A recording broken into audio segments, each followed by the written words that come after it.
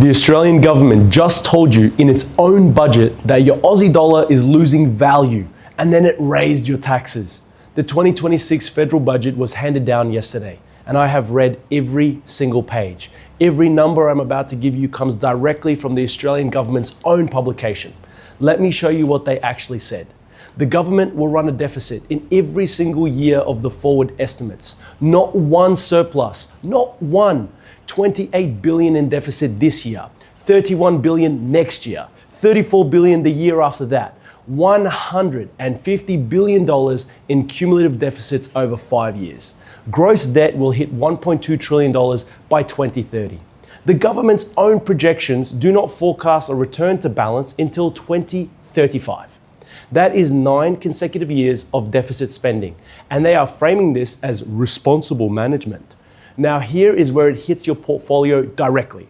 From the 1st of July 2027, the 50% capital gains tax discount is gone. It's abolished and replaced with 2 things. First, an inflation index discount. You only pay tax on your real gains above inflation.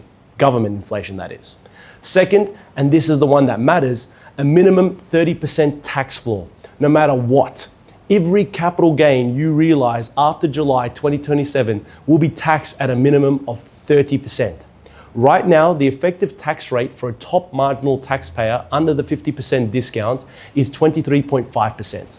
The new floor is 30. That is a 28% increase in your effective tax rate on every single gain.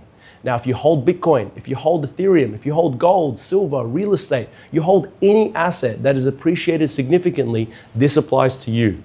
And they did not stop there. Negative gearing on established property restricted from July 2027. Discretionary trusts, minimum 30% tax from July 2028.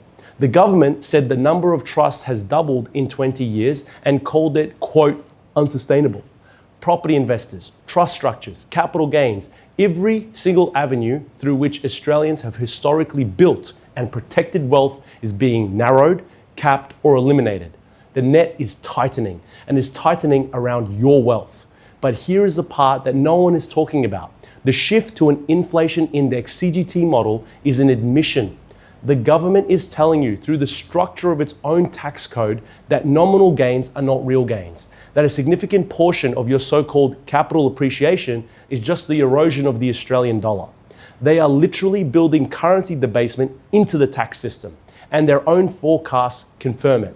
Inflation is running at 5% this year, and wages are growing at 3%.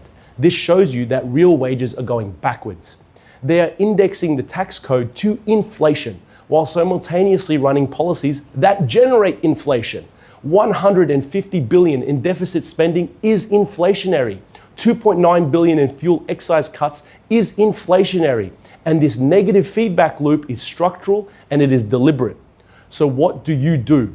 You recognize that this budget is a statement of intent. The government intends to take more, not because your gains are unjust, because the fiscal arithmetic demands it. They cannot balance their own books, so they're coming for yours. Bitcoin does not solve the tax code, but it does something no other asset class can do. It gives you options, fixed supply, 21 million. No government can print more. No treasurer can dilute it. No budget can debase it. Self-custody means no institution can change the terms on you overnight. The 13-month window before July 2027 is real. Gains accrued before that date are grandfathered under the old 50% discount. That clock is running right now, ladies and gentlemen.